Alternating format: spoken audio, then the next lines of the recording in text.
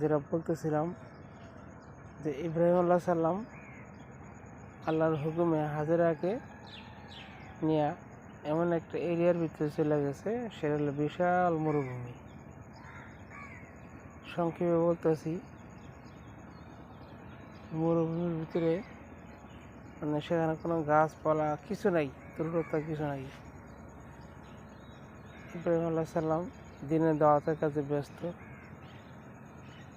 তিনি দাওয়াত দিচ্ছে ফকির মিসকিন এতিম তাদেরকে দাওয়াত করে খাওয়ানো তার কাজ ছিল।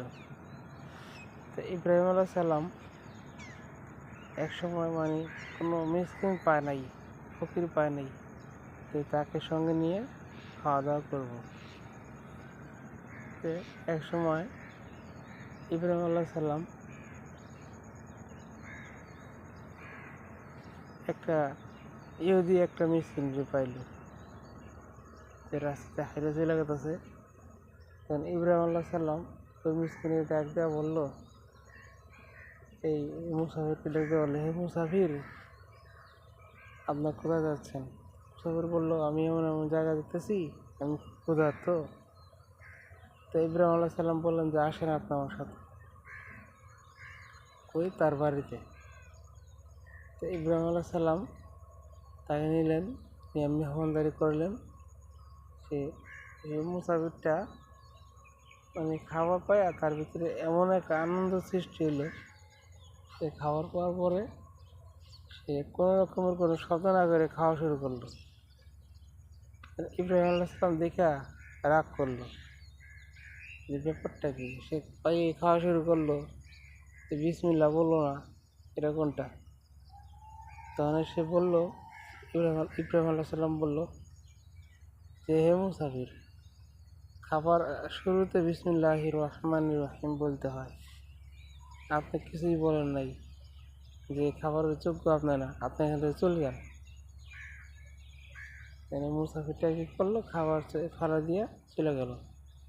তখন আল্লাহর পক্ষ থেকে ওহী নাজিল হলো, হে ইব্রাহিম, আপনি এই রিজিকের মালিক নন, রিজিকের মালিক আমি আল্লাহ। সুতরাং সেই মুসাফিরকে যদি আপনি এখান থেকে তাড়াইয়া দেন, তাইলে এটা আমার কাছে বিষয়ে ভালো লাগলো না। আপনি তাড়াতাড়ি করেন, তারা নিয়ে আসেন, আবার খাওয়ান, রেখে খাওয়ান। আপনি এখানে ভুল করছেন, আপনি তাড়াতাড়ি নিয়ে আসেন। ইব্রাহিম আলাইহিস সালাম তাড়াতাড়ি যায় মুসাফির ডাক দিল, ডাক দিয়া তো মুসাফিরে আবার ডাকে না খাওয়াইলো। যে কী হয়েছে, তুমি আমার ডাকলা? যে আল্লাহ পাকের হুকুম হয়েছে তোমার খাওয়াইতে, চলো। মুসাফির কিছুটা অন্য অন্য ভাবই করলো, যে তুমি আমার ডাকলা, খাওয়াইলা, আবার ডাকলা না, ডাকলা ব্যাপারটা কি? যে আমি তুমি যে বিসমিল্লাহ কও নাই, এই বিষয়ে আমি আল্লাহ সন্তোষের জন্য তোমার আমি নিষেধ করছিলাম, মানে আল্লাহ তোমার বলছে তোমার খাওয়াইতে। এই বিষয়ে লম্বা কাহিনী আছে।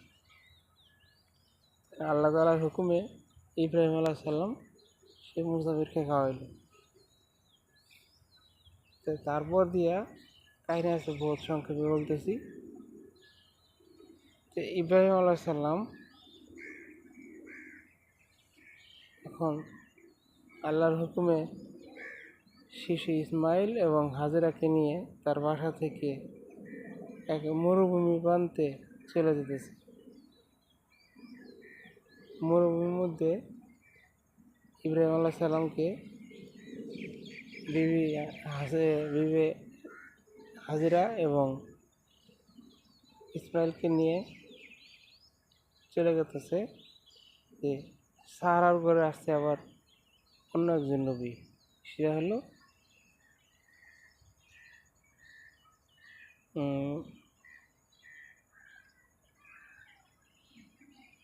খেয়াল নাই সেটার নাম। ইয়াকুব আলাইহিস সালাম তো এর বংশধর, ইসমাইলেরই। হ্যাঁ, ঠিক আছে। তো ইব্রাহিম আলাইহিস সালাম যখন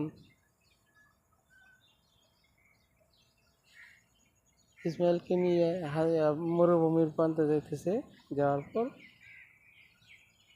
এমন এক স্থানে রাখছে যেখানে কোনো ঘাসপালা কোনো কিছুই নাই।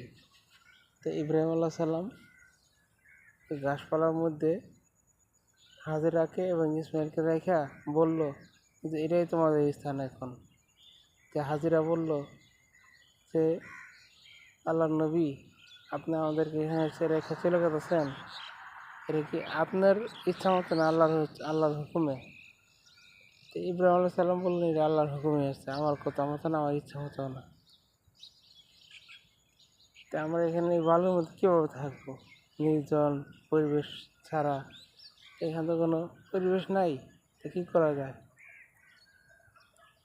তো থাকার মতো এখানে কোনো ব্যবস্থা নাই। ইব্রাহিম আলাইহিস সালাম শিশু বাচ্চা, সে কী খাবে? খাওয়ার মতো কোনো ব্যবস্থা নাই। ইব্রাহিম আলাইহিস সালামের মুখে কোনো শব্দ নেই, যে কী বলবে? আল্লাহর হুকুম সে এই মরুভূমির মধ্যে রেখে গেল, তার ব্যবস্থা কী হবে সে তাও জানে না।